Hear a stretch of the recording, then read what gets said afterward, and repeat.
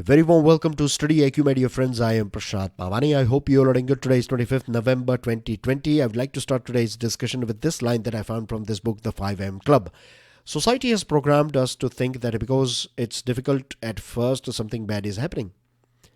It is very natural that when we do something new, we are going to face some sort of difficulties, right? Because we are doing something that we have never done before. So difficulty is very natural thing, or if we are finding something very difficult in its initial state, then that's very natural. That's very means you are going in right direction. But society tells us that if you are facing difficulties, then you need to do something that is easy, something that is easy for you. But doing easy is staying in your comfort zone, and you cannot achieve success or you cannot achieve progress if you stay in your comfort zone. So difficulty is good. Think about it. With this, dear friends, if you are preparing for UPSC Civil Services Examination, then we have a dedicated smart course that will help you with your prelims as well as mains examination. Till 30th November, EMI offer is also available. To find out more about our smart course, download StudyIQ app on your mobile phone. On our table, we have four important articles. The first one is about India-Pakistan. The second one is about the solar power sector to be precise. Third one is about this recommendation of internal working group of RBI about giving bank license to corporate houses or corporate firms. Now, former Reserve Bank of India Governor Raghuram Rajan and former Deputy Governor of Reserve Bank of India, Viral Acharya, both of them have opposed this decision. And they have placed some logical reasons as well. So we are going to analyze this article. This is a very interesting, important topic because you find this topic in today's Hindu newspaper. There is one editorial as well. This article is from the Hindu newspaper. You will find one editorial in the Hindu newspaper. You will find in Times of India as well, an article is written on this thing. In other newspapers as well, you will find this topic. So I find this article one of the easiest to understand. So we are going to talk about it, and then you can read other articles. You will find it very easy. And the last one is about tribals of Jammu and Kashmir and their land rights and things associated with it. So let's start our discussion with this one, a diplomatic offensive.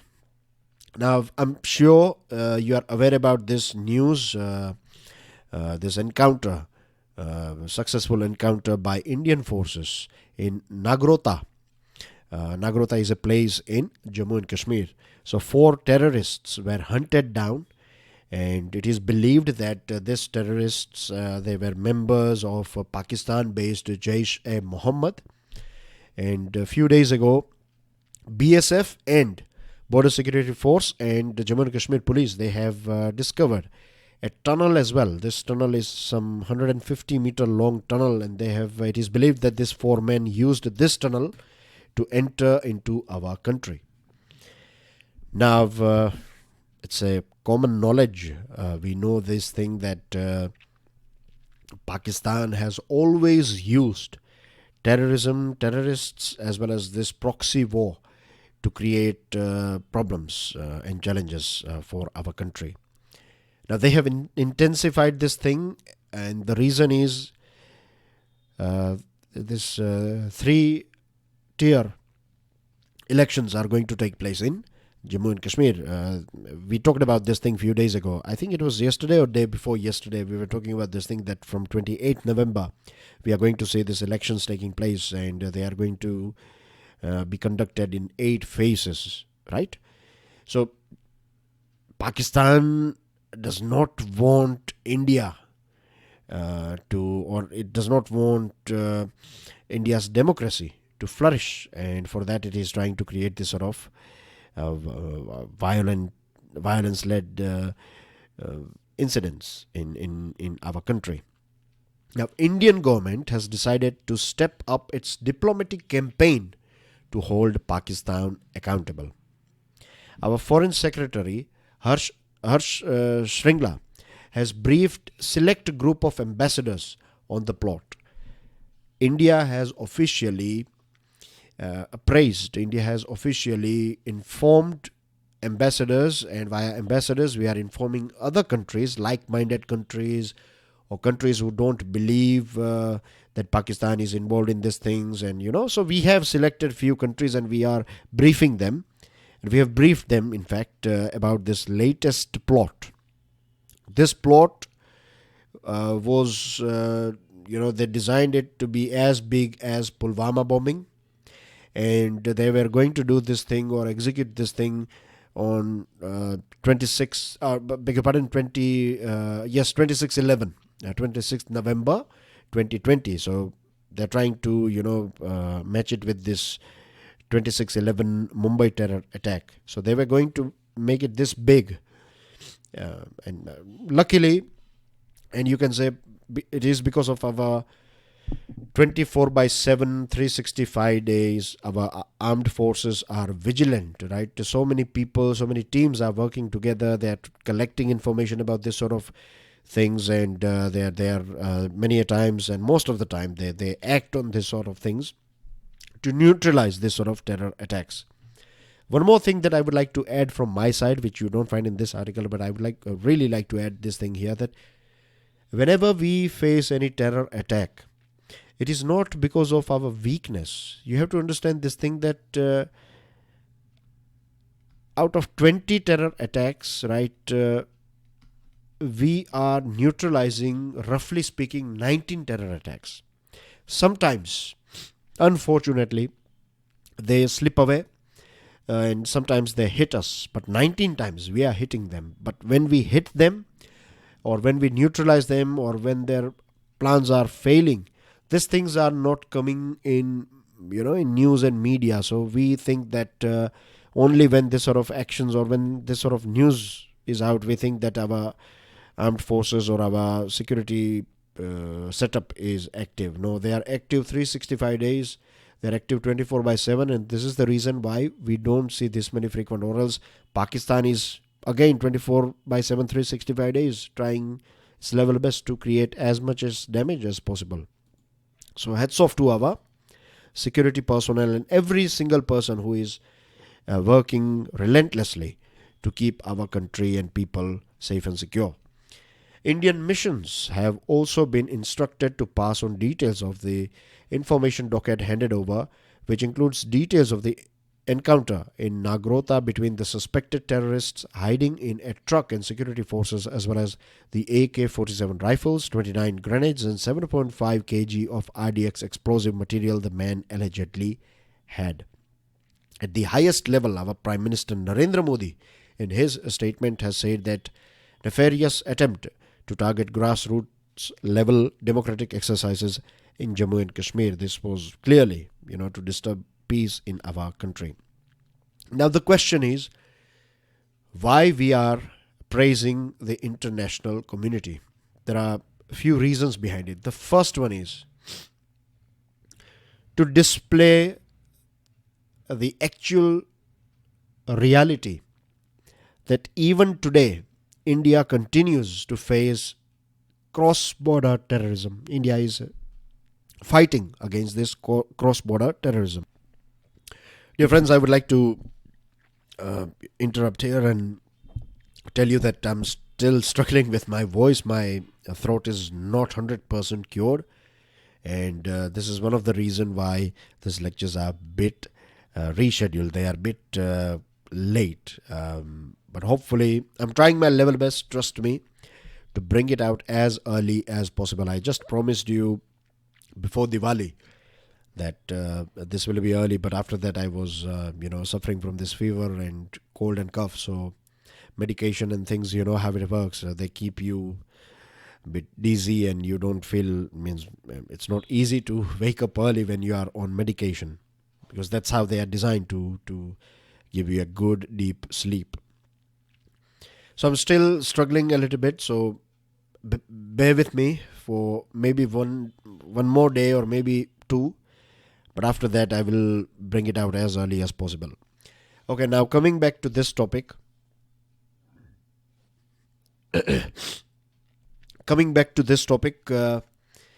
So why? I was telling you that why we are praising this international community. So the first reason is, yes, we want to tell the whole world and we want to show it to the whole world that we are still suffering from this cross-border terrorism that is, of course, originating from Pakistan. The second thing is that now if we take any action, it's not that we are aggressive.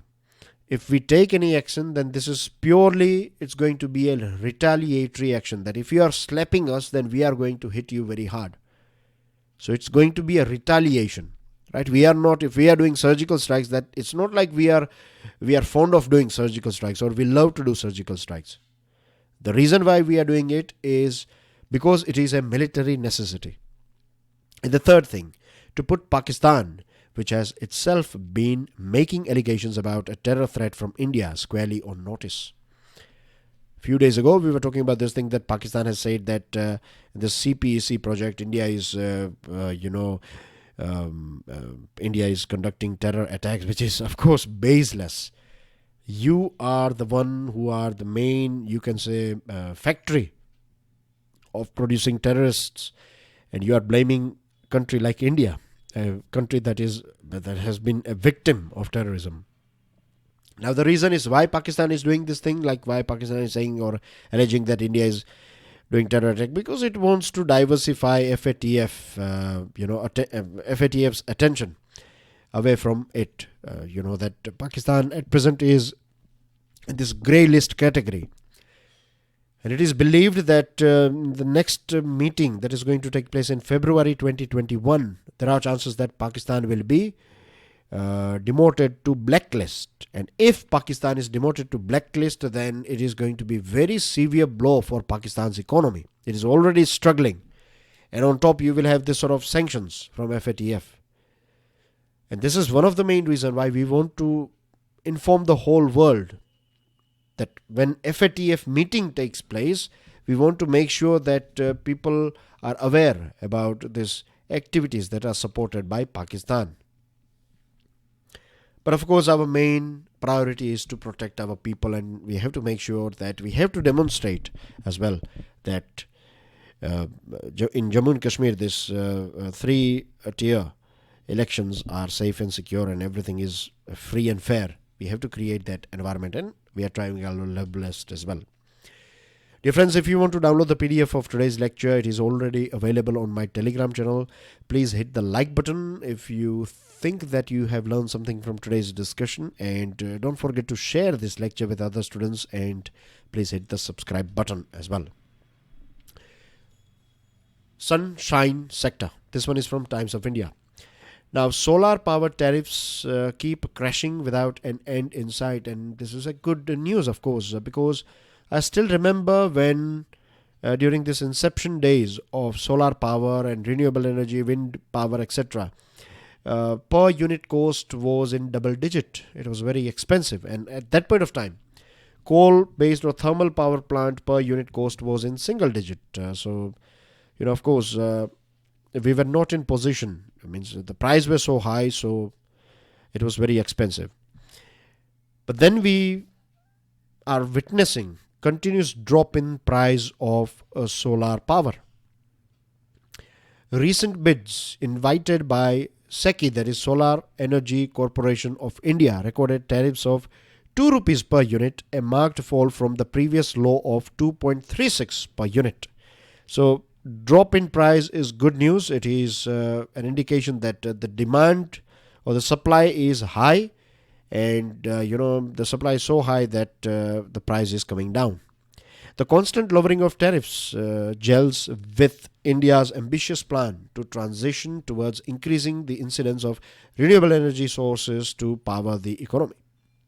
That's what the whole world and India is trying to achieve sincerely, that our main energy basket, the maximum share should be of renewable sources. And gradually, hopefully in future, a day will come, I'm sure, that energy will be, nearly free.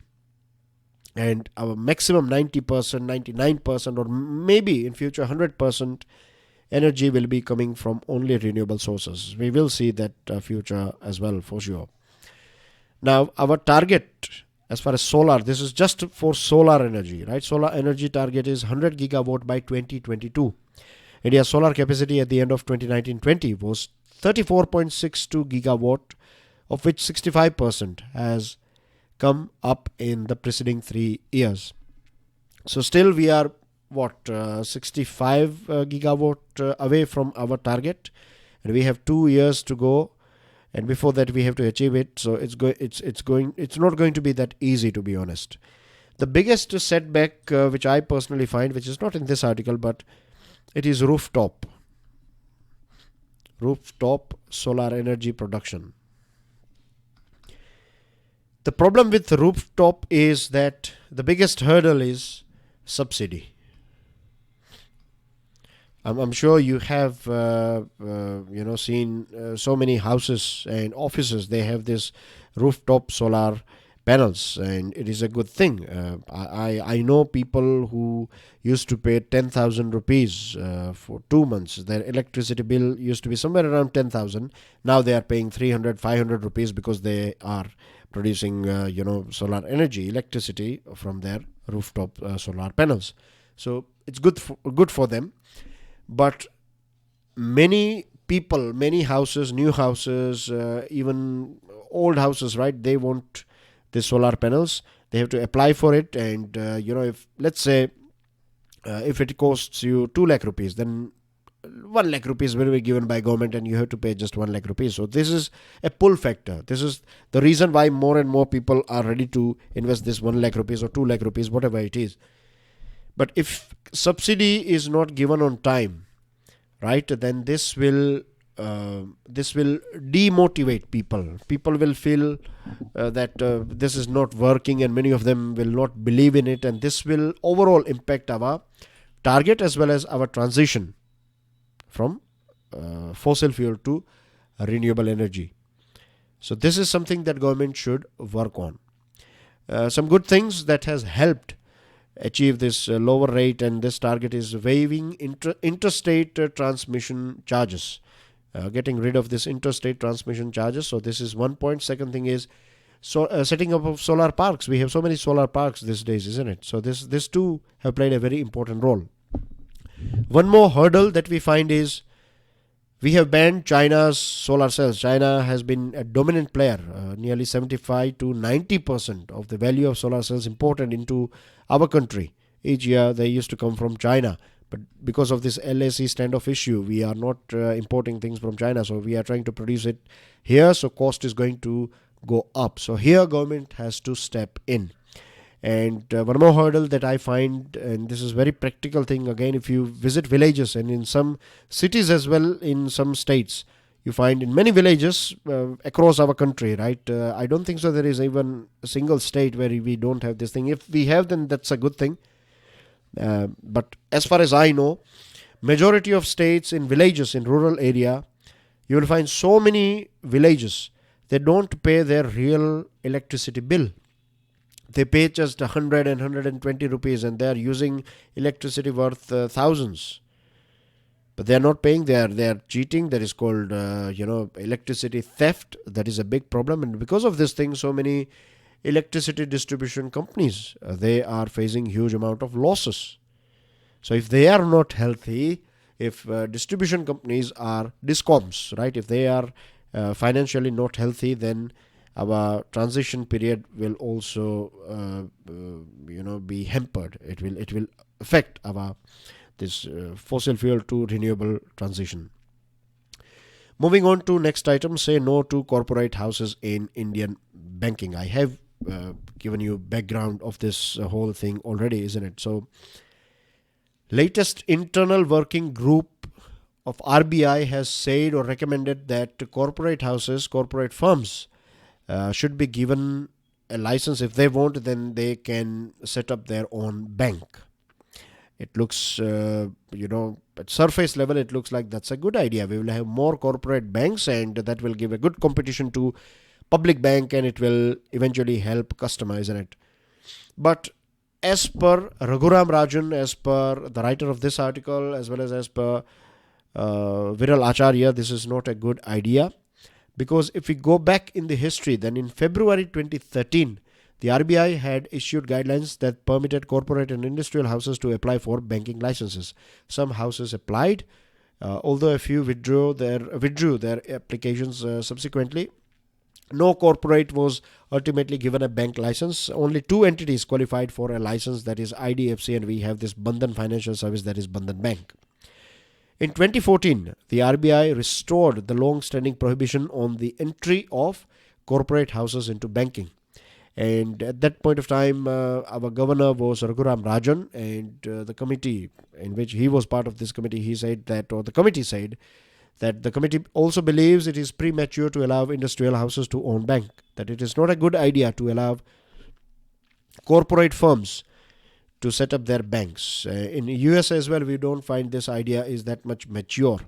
And this position, that not allowing corporate firms to set up their banks, has remained unchanged since 2014. But the latest IWG, that is Internal Working Group, is saying that we have gone through pros and cons, positives and negatives, and now this is a right time to allow corporate firms to set up their banks. So we'll go through some positives and then we'll go through many of negatives, why this is not a good idea. The positive idea that we find, or the positive or the pros, is that corporate houses will bring capital, that they have huge amount of money. So they will bring this capital into banking sector, and they will also bring their expertise, right? They know how to run a business, and they have professionals, and they have team and things. So these are the two big positives. These are the two big positive points as far as this idea is concerned.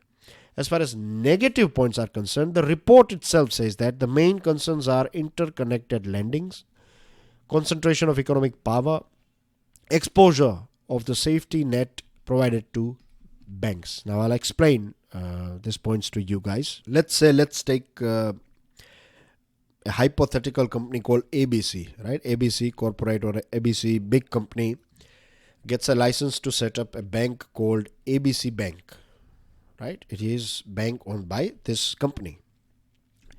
So you will think that this is a new bank and they are providing this sort of services, etc. So you will deposit 1 crore rupees here. If you have 1 crore rupees, you will think that you will deposit your 1 crore rupees in this particular bank, saving account, let's say. So there are chances that this ABC bank will give this 1 crore rupees to this ABC company. So basically, this company, by setting up a bank, it will have access to easy money. It can easily turn banks into a source of funds for their own businesses.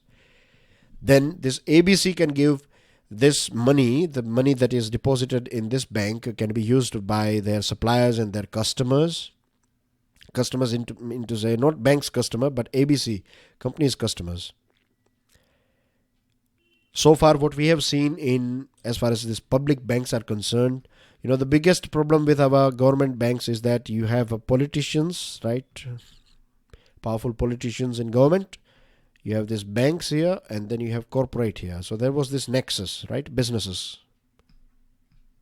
Business, bank, and politicians. So businesses, they give money to political parties.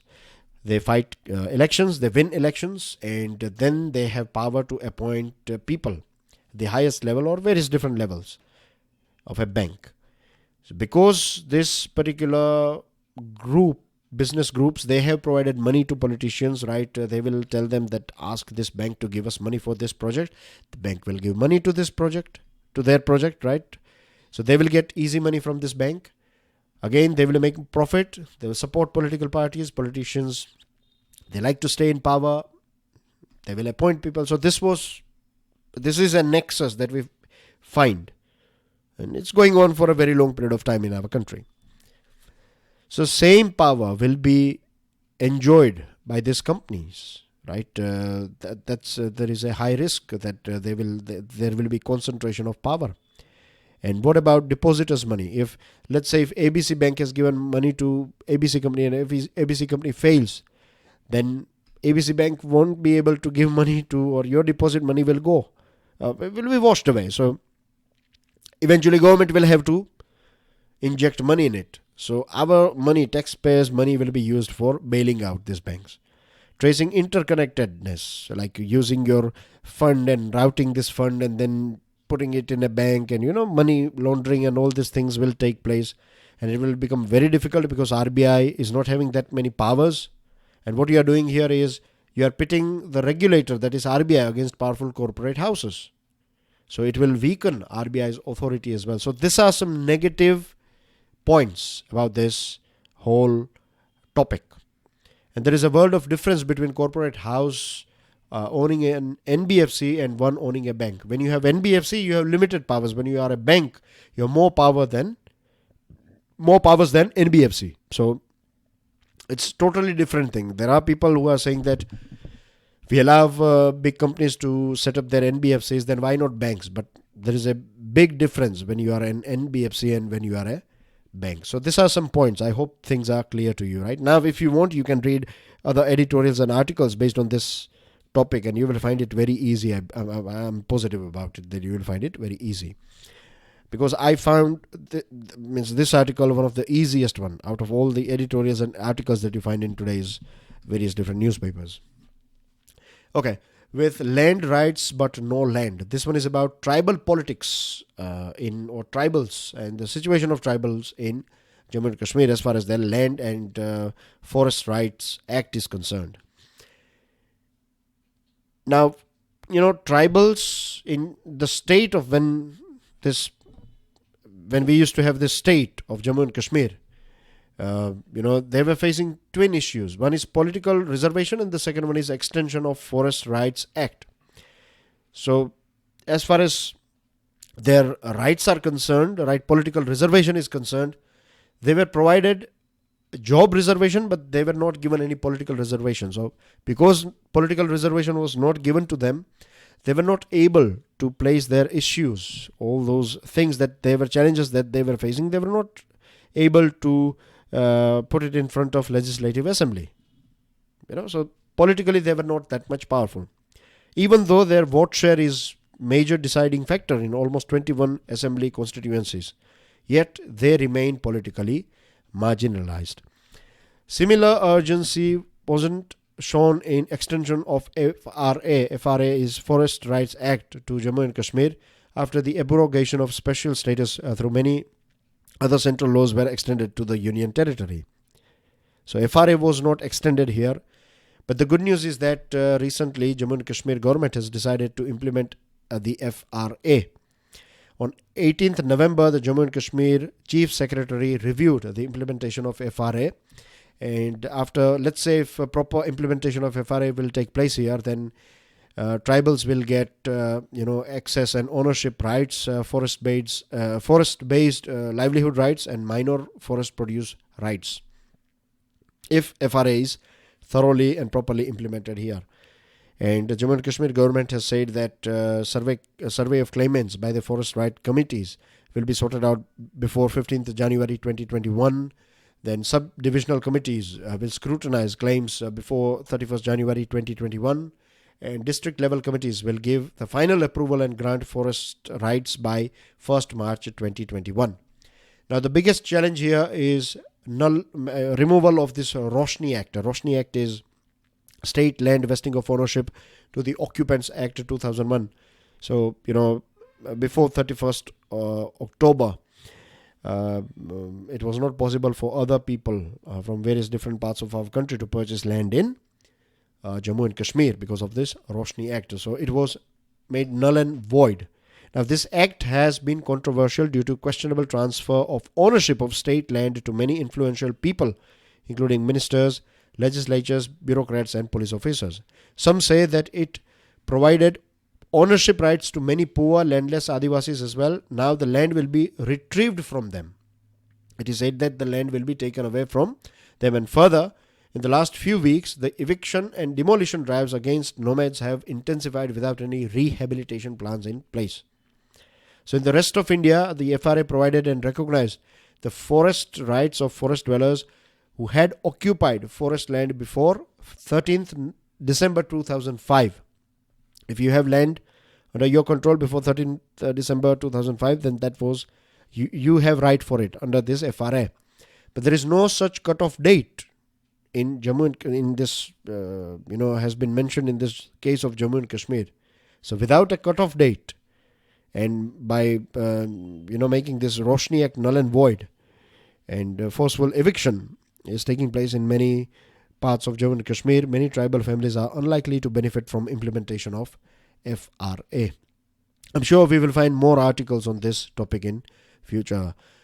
You have some news on your table, dear friends. Please go through this news. These are some important news. Other news are important. I'm just taking some of the most important news here.